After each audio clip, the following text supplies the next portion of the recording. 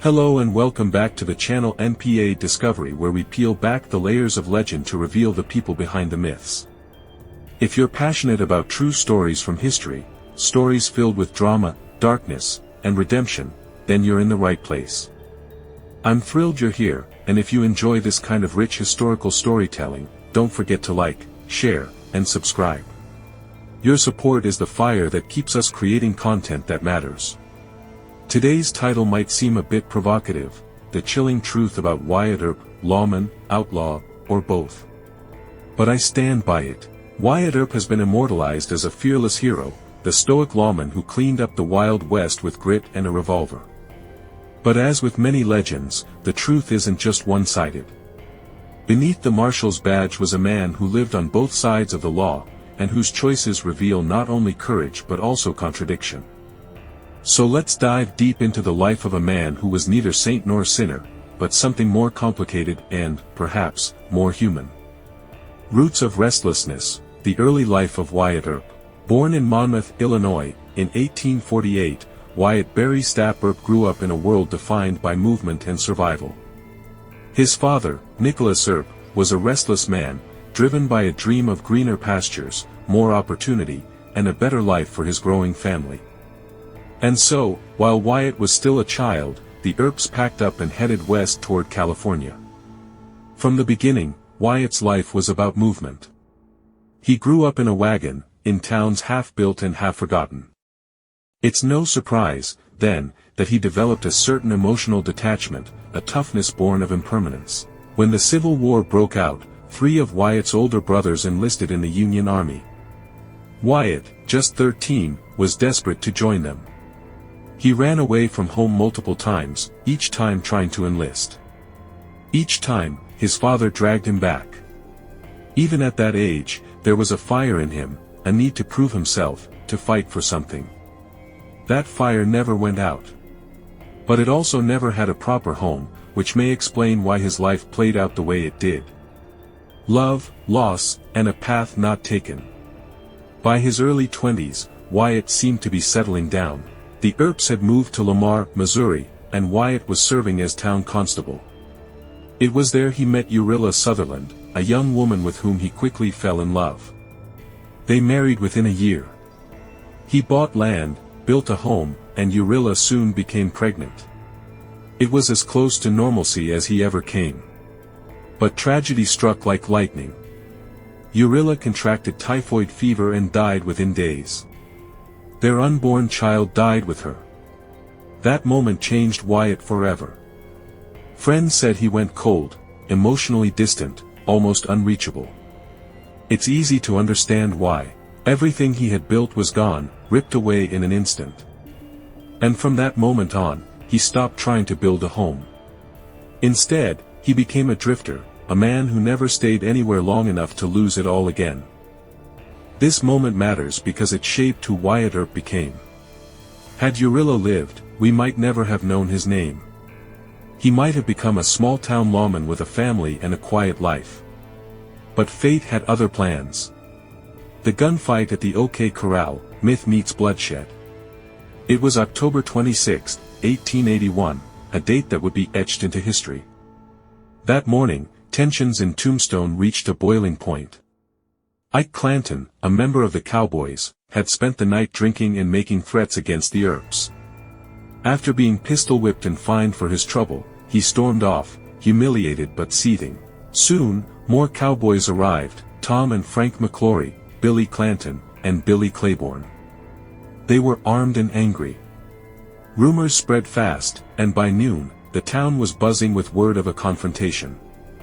Witnesses later said the shooting started almost simultaneously. Within 30 seconds, more than 30 shots were fired. Doc Holliday's shotgun boomed, Wyatt's pistol cracked. When the smoke cleared, Tom and Frank McClory and Billy Clanton were dead. Virgil was shot in the leg. Morgan was wounded. Remarkably, Wyatt wasn't hit at all. The gunfight wasn't a clean act of law enforcement, it was chaos.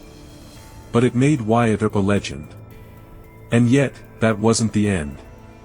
It was just the beginning of something darker. The Earp Vendetta Ride, Vengeance Unleashed. What followed the gunfight at the OK Corral wasn't peace, it was war. The Cochise County Cowboys wanted revenge. And the Earps, now targets, knew their time in Tombstone was slipping away. The first retaliation came hard and fast. On December 28, 1881, Virgil Earp was ambushed while walking back to his hotel. Shotgun pellets tore into his left arm and shoulder, nearly crippling him. It was a clear message, the Cowboys weren't done. But the worst was yet to come. On March 18, 1882, Morgan Earp was shot in the back while playing billiards. He collapsed instantly. Wyatt held his brother in his arms as he died, his blood staining the floor, his final breaths heavy with injustice. Morgan's death shattered what little faith Wyatt had left in the legal system. Justice, it seemed, had abandoned them. That night, Wyatt made a decision that would forever redefine his legacy. He was no longer a deputy, no longer a marshal. He was a man on a mission, driven not by law, but by blood. Wyatt assembled a posse of trusted allies, including Doc Holliday, and launched what would come to be known as the Earp Vendetta Ride. It wasn't about trials. It wasn't about arrests. It was about vengeance. Their first target was Frank Stillwell, suspected of orchestrating Morgan's murder. Wyatt cornered him near the train station in Tucson. According to witnesses, he gunned Stillwell down in cold blood. "I had to," he later said. "He was going to kill us all." From there, the posse rode into the Arizona wilderness, hunting down the men they believed responsible for the attacks. One by one, they tracked and killed them. Wyatt's fury was clinical, controlled, and terrifying. He wasn't fighting for law anymore. He was fighting for his family's name, and for his brother. It was a transformation few lawmen ever undergo. He became judge, jury, and executioner. And when they caught up with Curly Bill Brocious, one of the most feared cowboys, Wyatt faced him head-on. In a gunfight near Iron Springs, Curly Bill fired first and missed. Wyatt, calm as ever, returned fire and hit him square in the chest. The outlaw dropped instantly. This was no longer justice. It was personal. The Vendetta Ride would end with several cowboys dead and the Earps fleeing Arizona to avoid prosecution. Wyatt Earp had become a vigilante. And in doing so, he etched his name into legend, not just as a lawman, but as a man who let the law go when it failed him. Echoes of the Frontier, Wyatt Earp's final years and enduring legacy. Wyatt Earp's transformation from lawman to legend didn't conclude on the dusty roads of Arizona. Instead, it continued in the quieter, far more complicated years that followed. After fleeing Arizona to avoid retribution and legal fallout from the Vendetta Ride, Wyatt became a man constantly chasing new beginnings. He wandered through Colorado, Idaho, and eventually settled for a time in San Francisco with his longtime companion Josephine Marcus, a former actress and, intriguingly, the ex of his rival Johnny Bean. Their relationship was unconventional. They never officially married, but they remained partners for more than 4 decades. In San Francisco, Wyatt tried various ventures, saloon ownership, gambling, even mining investments. Some flourished, others flopped. Yet through it all, he remained fiercely protective of his legacy. And Josephine, ever devoted, did everything she could to sculpt that legacy into a heroic narrative. Eventually, Wyatt made his way to Los Angeles. There, he became a minor celebrity in early Hollywood, consulting on Western films and rubbing shoulders with silent-era stars like William S. Hart and Tom Mix. He was a living relic, a man who had actually lived the stories Hollywood now glamorized. But not everyone bought into the legend. Historians and writers began to dig into Wyatt's past.